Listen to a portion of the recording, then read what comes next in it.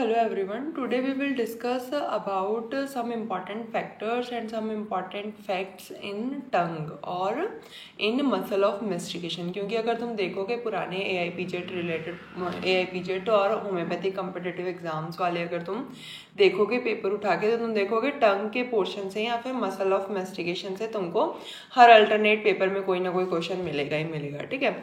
और इसमें क्योंकि इससे ज़्यादा क्वेश्चन इसलिए आते हैं क्योंकि इसमें कुछ एक्सेप्शंस हैं एंड कुछ इंपॉर्टेंट फीचर हैं, तो इसलिए इससे जनरली ऐसे टॉपिक से ज़्यादा क्वेश्चन आते ही हैं, ठीक है। तो सबसे पहले अगर अपने टंग के बारे में देखें तो जो टंग का पूरा पोर्शन रहती है उसको दो पार्ट में डिवाइड किया गया है। कैसे? फर्स्ट एंटीरियर 2/3 जिसको कि एंटीरियर 2/3 बोला जाता है एंड पोस्टीरियर 1/3 पार्ट को। इनको इसलिए क्यों डिवाइड किया गया, इनको ऐसे क्यों डिवाइड किया गया है क्योंकि डेवलपमेंटली जब एम्ब्रियोलॉजिकली ये बनते हैं तो दोनों अलग अलग तरीके से बनते हैं और स्ट्रक्चरली भी डिफरेंट है। इनकी नर्व सप्लाई भी डिफरेंट है, जो इनकी सेंसरी नर्व सप्लाई है, जो इनकी मोटर इनर्वेशन है, जो टेस्ट सेंसेशन इनसे जाती है, वो सारी नर्व्स अलग अलग है, ठीक है। तो अपने को पहले एंटीरियर 2/3 पढ़ना है फिर पोस्टीरियर 1/3 पोर्शन पढ़ना है टंग का। सबसे पहले tongue is a muscular organ ना, तो इसमें टोटल 8 मसल रहती हैं जिसमें 4 एक्सट्रेंसिंग मसल रहती हैं एंड 4 इंट्रिंसिंग मसल रहती है। इंट्रिंसिंग मसल रिलेटेड इतना कोई क्वेश्चन नहीं आता है क्योंकि उसमें कोई भी एक्सेप्शन तुमको नहीं मिलेगा। फोर कौन सी इंट्रेंसिंग मसल है? Intrinsic muscles are superior longitudinal muscle, inferior longitudinal muscle, vertical muscle and horizontal muscle, ठीक है। जो इंपॉर्टेंट क्वेश्चन आता है वो एक्सट्रेंसिंग मसल से आता है क्योंकि उसमें कुछ इंपॉर्टेंट फैक्टर है एंड कुछ एक्सेप्शन है। तो एक्सट्रेंसिंग मसल पहले तो कौन कौन सी हैं? हायोग्लॉसस, जीनियोग्लॉसस, स्टाइलोग्लॉसस एंड पैलेटोग्लॉसस, ये 4 एक्सट्रेंसिंग मसल है।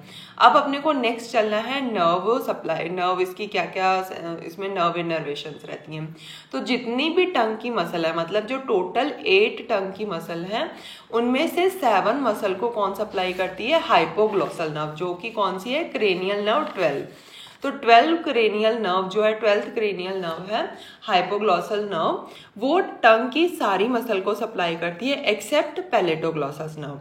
जो पैलेटोग्लॉसस नर्व है उसको सिर्फ वेगस नर्व सप्लाई करेगी, बाकी सारी जितनी भी एक्सट्रेंसिंग और इंट्रेंसिंग मसल है टंग की उन सबको कौन सप्लाई करता है? हाइपोग्लॉसल नर्व, जो कि क्रेनियल नर्व 12 है, ठीक है। और पैलेटोग्लॉसस को कौन सी कर रही है? 10th cranial nerve, vagus nerve. Next अपने इस पे इंपॉर्टेंट चीज क्या पढ़नी है कि genioglossus muscle and styloglossus muscle के बारे में कुछ इंपॉर्टेंट फीचर हैं। क्या कि जो जीनियोग्लॉसस मसल है उसको सेफ्टी मसल ऑफ टंग भी बोला जाता है। क्यों बोला जाता है? क्योंकि ये टंग को प्रोट्यूड करा के रखती है, ठीक है। जो टंग का प्रोट्यूजन का काम है वो किसका काम है? जीनियोग्लॉसस मसल का काम है।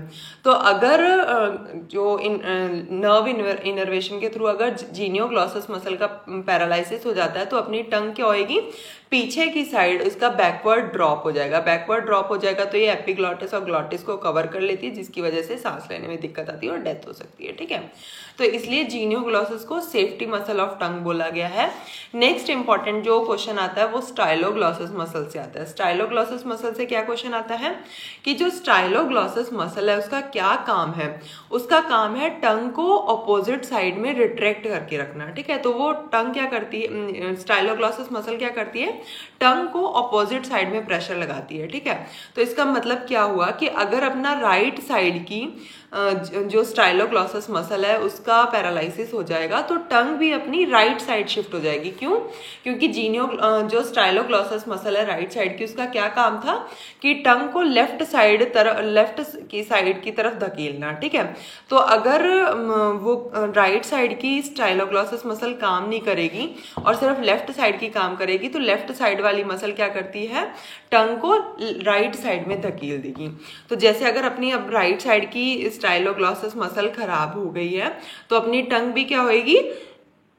ऐसे राइट साइड को शिफ्ट कर जाएगी क्योंकि स्टाइलोग्लॉसस जो मसल है उसका काम क्या है?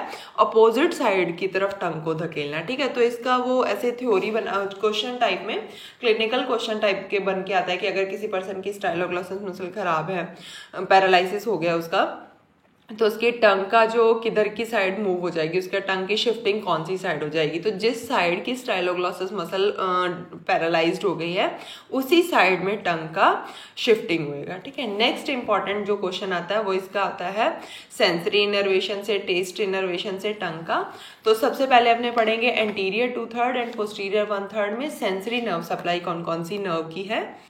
तो एंटीरियर 2/3 जो पार्ट है टंग का, उसमें जो सेंसरी सप्लाई होती है वो कौन सी नर्व की है, वो है ट्राइजेमिनल नर्व की थर्ड ब्रांच की, यानी कि जो मैंडिबुलर ब्रांच है, mandibular branch of trigeminal nerve. Mandibular branch जो होती है वो ट्राइजेमिनल की थर्ड ब्रांच होती है V3, और जो ट्राइजेमिनल नर्व है वो कौन सी नंबर की क्रेनियल नर्व है, that is 5th cranial nerve.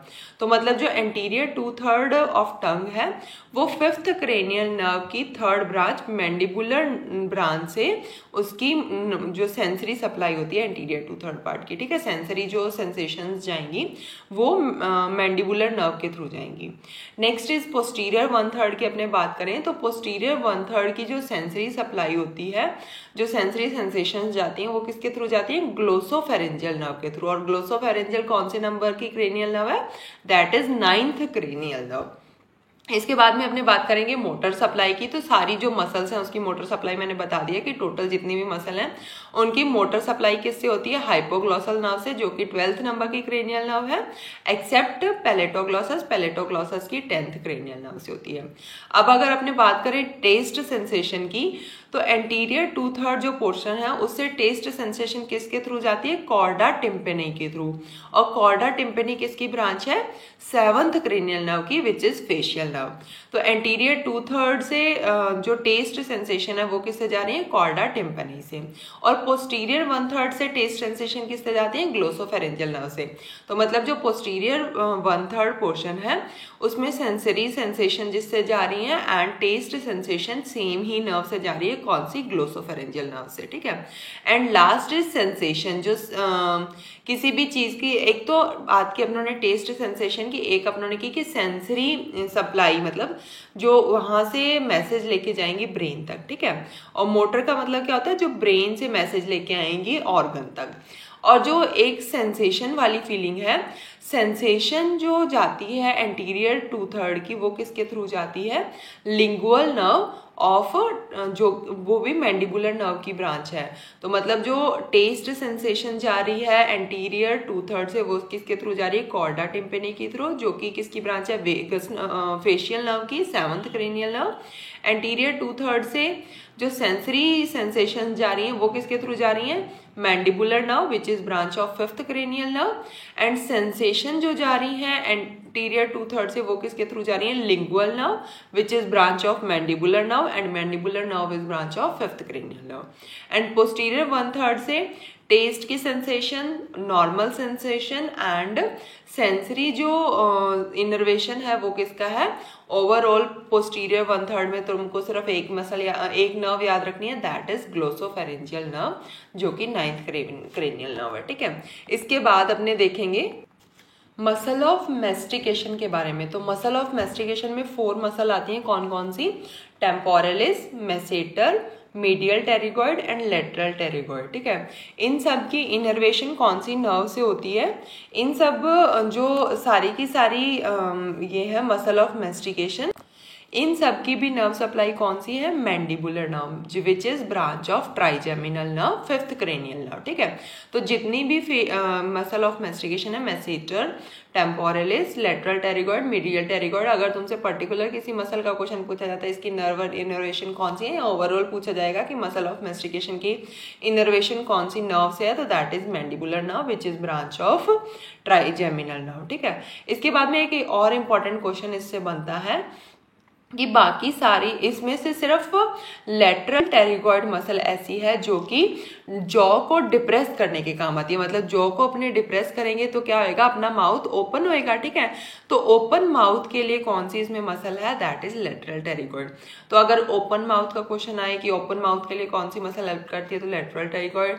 Jaw को डिप्रेस कौन सी करती है, तो that is also lateral pterygoid. इसको तुम ला वर्ड से याद रख सकते हो, जैसे अपने बोलेंगे ला, तो उसमें अपना जा क्या हो रहा है, डिप्रेस हो रहा है ना, तो इसको ला वर्ड से याद रख सकते हो कि जॉ को डिप्रेस करने के लिए लेटरल टेरिगॉइड मसल काम में आती है.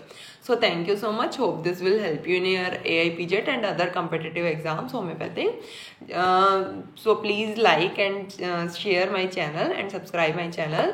So you can watch my upcoming videos which I will be uploading on further topics, surgery, pathology, FMT, gynae, ops, PSM. जो भी इनमें से important मुझे लगेगा कि जो मुझे बताना चाहिए जिससे रिपीटेटिवली क्वेश्चन आते रहते हैं, वो सारे टॉपिक्स मैं यहाँ पे एक्सप्लेन करूँगी. सो थैंक यू सो मच. अगर तुमको भी कोई चीज़ पूछनी हो, कोई क्वेरी हो इससे रिलेटेड या फिर किसी भी चीज़ से रिलेटेड या किसी चीज़ से रिलेटेड तुम चाह रहे हो मैं तुमको वो बताऊं, so please tell me in comments. I will be uploading on that topic videos. ठीक है. So thank you so much.